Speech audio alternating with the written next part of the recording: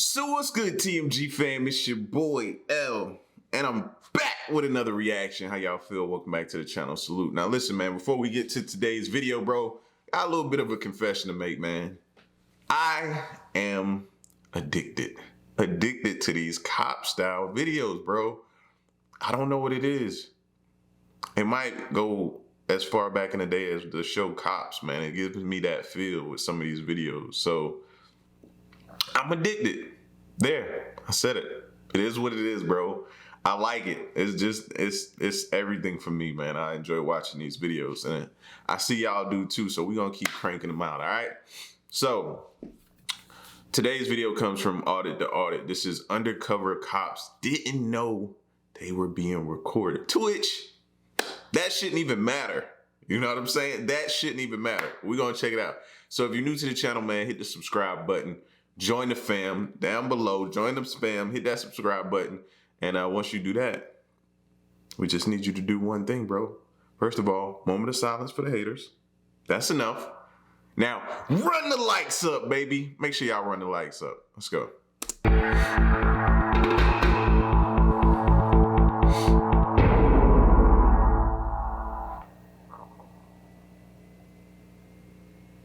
Welcome to Audit the Audit, where we sort out the who and what and the right and wrong of police interactions. This episode covers pedestrian violations, undercover officers, and impeding an investigation, and comes to us from James McClinnis for Pinellas County Sheriff's Channel. Be sure to check out the description below and give them the credit that they deserve. James Edward McClinnis is a New York City native who was raised in Detroit and eventually decided to retire in Pinellas County, Florida. After a destructive and emotionally taxing divorce, Mr. McClinnis was awarded full custody of his young daughter, and he claims that after their divorce, his estranged ex-wife started dating deputies from the Pinellas County Sheriff's Office. Mr. McClinnis claims that this launched a campaign of targeted harassment against him that resulted in over 150 false police reports, 7 fraudulent domestic violence injunctions, 22 false child protective investigation reports, and 4 false arrests from 2009 to 2015.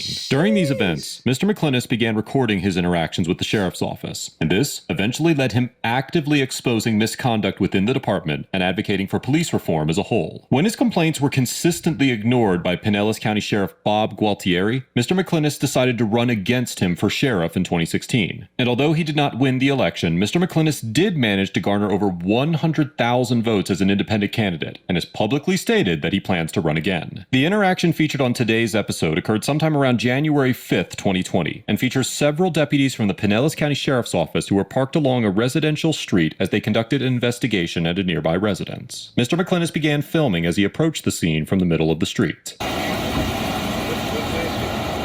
Just all the undercover police cars. Police sheriffs at this house. Undercover. I don't know, take a video of And- stuff like that. And this one here does not look like a police vehicle. What exactly are you doing? Just curious. Just taking video. Anything you're doing that is any other purpose. Just asking. It's a First Amendment protected activity. What's that? It's a First Amendment protected activity. It's first. You know what else has that? ID on you? I don't need ID. Yes, you do need ID. No, I don't need to ID. If you're coming into the middle of our investigation, you do. Actually, this is the middle of the street, and I'm And walking you're on a not public supposed street. to be in the middle of the street, so that's a violation. Actually, there's no sidewalks here, so it's not. You cannot be in the middle of the street. Well, you notice you're blocking the way on the side of the street. All right, let me get a pad. You have ID at all? I don't have to show ID. I have not committed a crime. Did you drive here? No, But you have to ID who you are. no, I don't. Yes, you do. Under Florida statutes, we're not an ID upon demand state. When an officer informs Mr. McClinnis that he cannot walk in the middle of the street, Mr. McClinnis Yo, I can't lie, yo. This be interesting when they be going back and forth with these cops. I be like holding onto my seat just in like cringe mode. Be like, yo, you actually said that? argues that he can because there are no sidewalks and the officers have blocked the side of the road with their cars. Section 316.130 of the Florida statute states that, quote, where sidewalks are not provided, any pedestrian walking along and upon a highway shall, when practicable, walk only on the shoulder on the left side of the roadway in relation to the pedestrian's direction of travel, facing traffic which may approach from the opposite direction. Although the statute creates an exception to the rule for when walking on the shoulder is not practicable, the officers' vehicles were blocking the right side shoulder and not the left, where the statute required Mr. McClinnis to walk. Because it was practicable for Mr. McClinnis to walk on the left side shoulder, he was committing a type of non-criminal traffic infraction known as a pedestrian violation by walking in the middle of the road under these circumstances. Despite this, Florida's stop and identify law did not authorize the police officers to detain Mr. McClinnis and demand his identification. Section 901.151 of the Florida statute states, quote, "Whenever any law enforcement officer of this state encounters any person under circumstances which reasonably indicate that such person has committed, is committing, or is about to commit a violation of the criminal laws of this state or the criminal ordinances of any municipality or county, the officer may temporarily detain such person for the purpose of ascertaining the identity of the person." Because walking in the middle of the road was a non-criminal pedestrian violation and not a violation of criminal law, Mr. McClinnis could not be detained under Florida law and was permitted to refuse to identify himself. Am I being detained? That's what I was getting my notepad. Hey, are you writing him a ticket?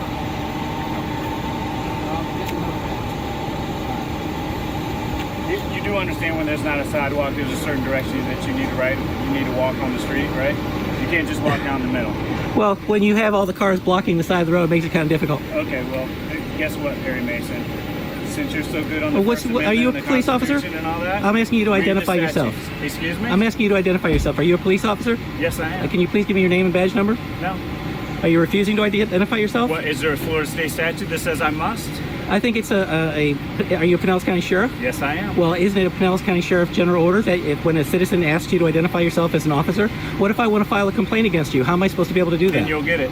Mr. McClinnis asks the officer if there is a Pinellas County Sheriff's Office policy that requires deputies to identify themselves, and the officer does not give a clear response. Unfortunately, the Pinellas County Sheriff's Office has not made its policies publicly available, so I was unable to confirm whether such a policy exists. While law enforcement officers generally do not have a legal duty to disclose their identities, some municipalities have passed laws requiring officers to identify themselves if asked. More commonly, a local police department will create policies or other regulations that require officers to identify themselves in certain situations. But a violation of one of these policies can usually only result in department discipline and is not considered illegal. The fact that the officers in this situation are either undercover or plainclothes officers complicates the analysis of whether they need to disclose their identity. Contrary to popular belief, undercover officers do not have to reveal their law enforcement status, even when they are asked directly. In fact, the law generally does not prohibit police officers from lying while performing their duties, and the U.S. Supreme Court has found on multiple occasions that the use of undercover agents does not violate the Constitution. For example, in the 1966 case of Hoffa versus United States, the court held that placing an undercover agent near a suspect to gather incriminating information was permissible under the Fifth Amendment. While Mr. Hoffa was on trial, he confessed to an individual who was cooperating with law enforcement that he had attempted to bribe jury members. The court concluded that the statements were not coerced, and the fact that Mr. Hoffa had been fooled into thinking the informant was a sympathetic colleague did not affect the voluntariness of his statements. Similarly, in the 1990 case of Illinois versus Perkins, the Supreme Court concluded that, quote, "An undercover law enforcement officer posing as a fellow inmate need not give Miranda warnings to an incarcerated suspect before asking questions that may elicit an incriminating response." Given the discretion granted to undercover officers, even if the Pinellas County Sheriff's Office did have a policy requiring officers to identify themselves, it is possible it would not apply to the officers in this interaction. How am I supposed to file a complaint against you?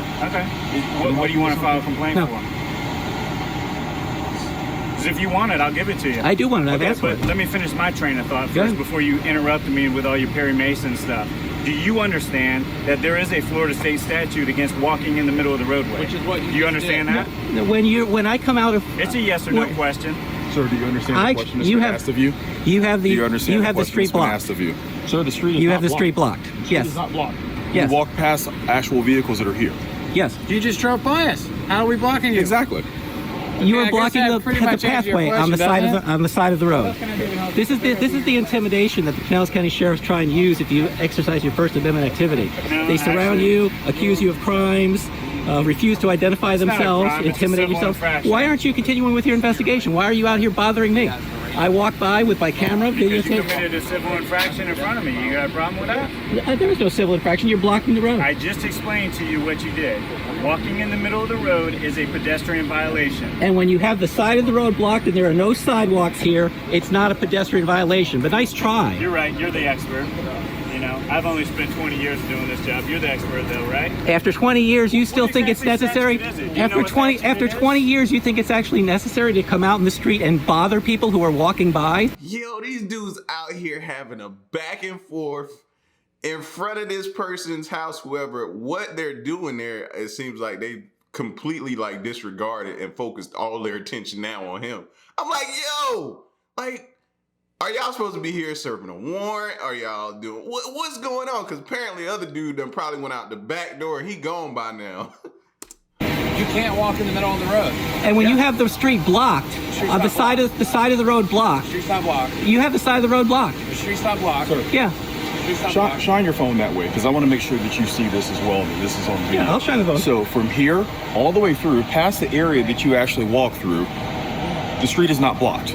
This The side of the street is vehicles are on the blocked. curb, but you actually walk. So how is that actually blocking This side of the street is streets? blocked. Okay. And there's no sidewalks here. So here's the thing right now. This is what I would tell you. We have an investigation that I we're see working that. on here right now, and you're impeding that investigation. So is there anything else you would like to talk Actually, about? by walking down the middle of the street and Is there conducting a anything First else that you Amendment would like to activity, talk about? Is there anything else you would like to I talk didn't about? want to talk to you, any of you in the first place. Have a good day, sir. Thank you. I appreciate it. You can leave now. Thank you. Appreciate it.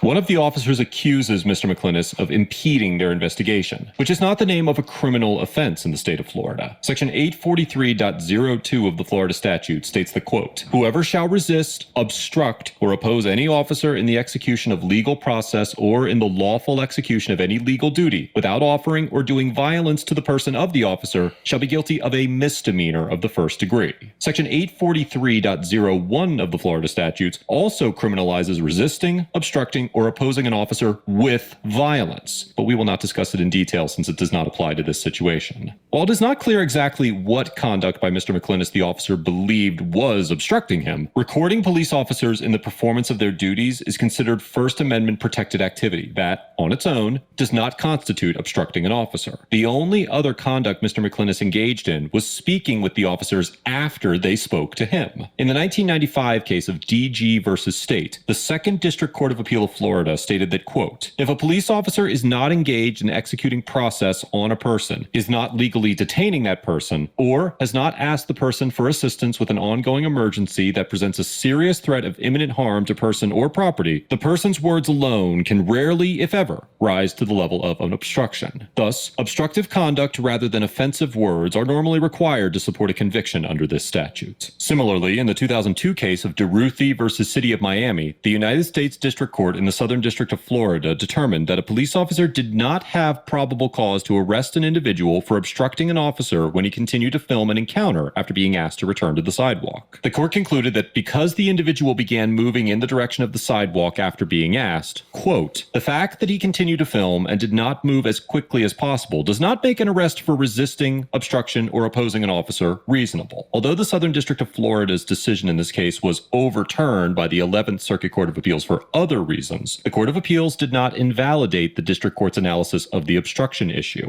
Therefore, given the way the courts have interpreted this statute, it seems highly unlikely that a court would conclude that Mr. McClinnis was engaged in obstructive conduct. I still can't walk down this side of the street, asked you and told you to leave. Leave now. so I have to leave the street. Leave this investigation right now. So where is the investigation? Where's the blue line? Is it over here? Is it over here? Is it over here? Is she impeding the investigation too? I'm just curious. Mr. McClinnis continued to film the police vehicles as he slowly left the scene without further incident, and went on to attempt to file complaints against the deputies involved. Mr. McClinnis began by submitting a public records request for the names of the deputies. However, his request was denied, because Section 119.07 of Florida's public record law provides an exception for, quote, "any information revealing undercover personnel of any criminal justice agency." After speaking to Mr. McClinnis, he pointed out another interesting aspect of this encounter that is easy to miss if you're not watching closely. When Mr. McClinnis initially approached this red SUV that appears to be an undercover patrol vehicle, there was a handicap placard hanging on the rearview mirror. But at some point in the encounter, the officer occupying that vehicle removed the placard, and it is no longer visible when Mr. McClinnis pans in that direction. Mr. McClinnis told me that he also submitted a public records request for the information regarding this placard, but that request was once again denied under the authority of Section 119.07, which also excludes, quote, any information revealing surveillance techniques or procedures. Mr. McClinnis told me that he does not intend to file a lawsuit because he is currently wrapped up in too many legal battles to take on another one, but he plans to continue his work of exposing. Dude, how many legal battles are you in? Jeez. Do you just walk around and do this every day? Yo. It's like I'm currently wrapped up in too many legal battles as it is. I can't take on another one. That's crazy to hear. Wrapped up in too many. And then what's y'all? The whole they briefly touched on it. The whole handicap sticker being in the window. Like, what is that about? Why can't? Maybe I need to hear that again. This red SUV that appears to be an undercover patrol vehicle, there was a handicap placard hanging on the rearview mirror. But at some point in the encounter, the officer occupying that vehicle removed the placard, and it is no longer visible when Mr. McClinnis pans in that direction. Mr. McClinnis told me that he also submitted a public records request for the information regarding this placard, but that request was once again denied under the authority of Section 119.07, which also excludes, quote, any information revealing surveillance techniques or procedures. Mr. McClinnis told me that he does not intend to file a lawsuit because he is currently wrapped up in too many legal battles to take on another one. Yeah, so I don't know the significance of why we're moving. Maybe that plays into his undercover. Maybe that's how he, you know what I mean? He does that. I don't know. Maybe it has something to do with that. That one's confusing to me. But he plans to continue his work of exposing police misconduct and running for sheriff until elected. Overall, the Pinellas County Sheriff's deputies get. I doubt they're ever gonna let him win sheriff with him continuously doing this type of stuff. They're not gonna let him win. The powers that be are not gonna let him win. You think it's gonna be up to the people? No. The powers that be are not letting you win. You may come close, and that 100,000 votes you got might be as good as you're gonna get. An F. Because although there is an argument to be made that Mr. McClinnis was committing a civil infraction, the officers displayed a fundamental misunderstanding of Florida's identification laws, baselessly accused Mr. McClinnis of impeding their investigation, and maintained a rude and condescending attitude throughout the encounter. The most alarming part of this interaction is the fact that none of the deputies even attempted to engage in a productive dialogue with Mr. McClinnis. Instead, the deputies immediately demanded to see his ID and accused him of committing a violation. If the deputies were legitimately working undercover, then their refusal to identify themselves could be considered justified. However, it certainly does create a catch-22 scenario, because without the deputy's name, it would be extremely difficult to file a complaint against them. But if the deputy were to be required to identify himself upon the demand of a citizen, then the advantages of working undercover are dissolved. This is yet another component of the American policing system that requires very complex solutions that consider both the legal and ethical implications of either side. The courts often lose sight of how their rulings translate practically into the real world, but finding a legal solution that properly maintains a balance between protecting the assets of the state and offering the public the level of transparency they deserve is a difficult task. Nonetheless, there is no doubt that there were less hostile and intrusive ways to approach this situation, and regardless of whether they were working undercover, the Pinellas County Sheriff's deputies could have been more cordial and respectful while maintaining the integrity of their identities and investigation. Mr. McClinnis gets an A- for exercising his rights peacefully and respectfully, remaining calm and collected throughout the encounter, and following up this interaction with the proper channel of complaint. Mr. McClinnis has been recording police for over 10 years, and it is citizens like him who have laid the foundation for what the auditing community has become today. Of course, there are a litany of other factors that have also contributed to the evolution of First Amendment auditing, but it was individuals like Tom Zebra and Mr. McClinnis who ushered in a new form of citizen journalism them and found a home on YouTube. While it is clear that Mr. McClintis has a thorough understanding of his constitutional rights, he unintentionally offered the deputies an opportunity to argue that he was committing a civil infraction by walking in the middle of the street. Whether or not Mr. McClintis actually committed this violation is for a court to decide, but Mr. McClintis could have filmed the deputies from the opposite side of the street and likely rendered the very same interaction without being accused of committing an infraction. I commend Mr. McClintis for remaining professional throughout the interaction and for his many contributions to exposing police misconduct over the years. I highly recommend giving your support to Mr. McClintis' channel, and be sure to let him know that I sent you. You can find a link in the description below. Let us know if there's an interaction or legal topic. So, I still want to know what they were there investigating, because they completely just stopped, halted the entire investigation to focus on this guy. I want to know what they were there for. That's what gets me. But yeah, this was definitely crazy, man. This is definitely crazy. This dude here, I doubt you'll ever be sheriff, man. You know what I mean? Nothing against you, bro, but it's gonna be hard for you to be sheriff, and you pulling these types of things. You doing this, which I ain't knocking you. You know what I'm saying? You doing what you're supposed to do, but you got to know the politics of what you're dealing with, bro. I've seen those politics up close, and it's a dirty game out there. It is a dirty game. So, best of luck to you, bro. Best of luck. Listen, y'all get at me in the comment section. Let me know what y'all thought of this. Do y'all give him the same grade or not? How do y'all feel about what he was doing? You feel like he was harassing them, or do y'all feel like they were harassing him? What do you think? Y'all get at me in the comment section. Well, till the next reaction of my piece, y'all stay solid. Hey.